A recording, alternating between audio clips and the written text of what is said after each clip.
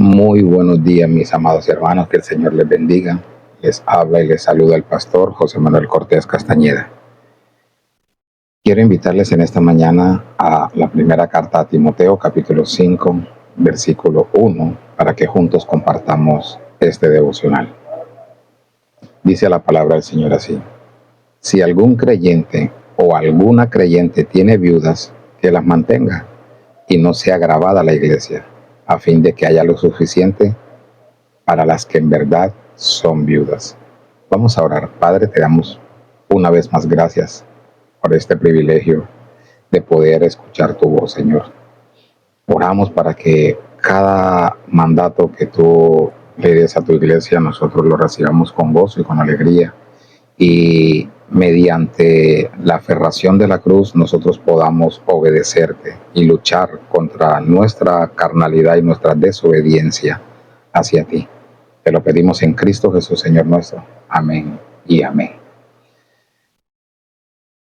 Primeramente, vemos aquí en el texto, en el versículo que el apóstol nos muestra, vemos un fondo monetario en la iglesia. Porque Pablo da la idea, nos da a entender que si hay una viuda en la iglesia, pero si algún familiar, algún creyente que está ahí, tiene una creyente que es viuda, pues que la mantenga él, ¿cierto? Por eso vemos aquí primeramente un fondo monetario en la iglesia. Y todo esto tiene que ver con velar por el bienestar del pueblo de Dios. Y nosotros vemos que desde la iglesia naciente, nosotros vemos en el libro de Hechos, capítulo 2, que nos muestra la generosidad que había allí. Había preocupación de los unos por los otros para que vivieran o para que hubiera igualdad entre los hermanos necesitados. Y si eso lo hacían con los hermanos necesitados, el texto, Pablo, inspirado por el Espíritu Santo, nos está dando a entender que cuánta más las viudas. El versículo 44 de Hechos capítulo 2 nos dice: todos los que habían creído estaban juntos y tenían en común todas las cosas, y vendían sus propiedades y sus bienes y los repartían a todos según la necesidad de cada uno. Y esto es muy bonito, pero el apóstol Pablo aquí nos muestra un caso en particular. Una mujer desamparada, porque en el tiempo del apóstol Pablo, cuando él escribe, una mujer viuda era desamparada, si no tenía hijos, sin esperanza en la sociedad por ser viuda. Pero vemos aquí en el versículo un condicional que aparece, y es que el texto nos dice: si algún creyente o alguna creyente tiene viudas, que las mantenga y no sea gravada la iglesia. Estas son viudas que ya por su edad no consiguen un trabajo en otro lugar, pero ellas trabajan para el servicio de la iglesia.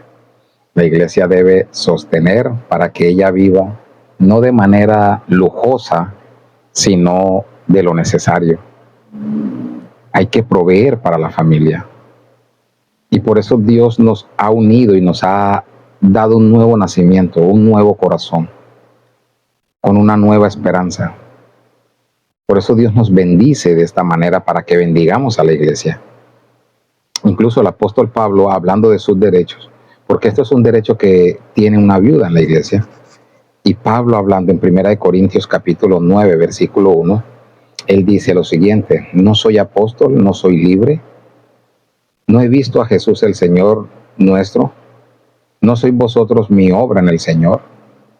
Si para otros no soy apóstol, para vosotros ciertamente lo soy, porque el sello de mi apostolado sois vosotros en el Señor. Contra los que me acusan, esta es mi defensa, dice Pablo. ¿Acaso no tenemos derecho de comer y beber? ¿No tenemos derecho de traer con nosotros a una hermana por mujer, como también los otros apóstoles y los hermanos del Señor y Cefas? ¿O solo yo y Bernabé no tenemos derecho de no trabajar? ¿Quién fue jamás soldado a sus propias expensas? ¿Quién planta viña y no come de su fruto?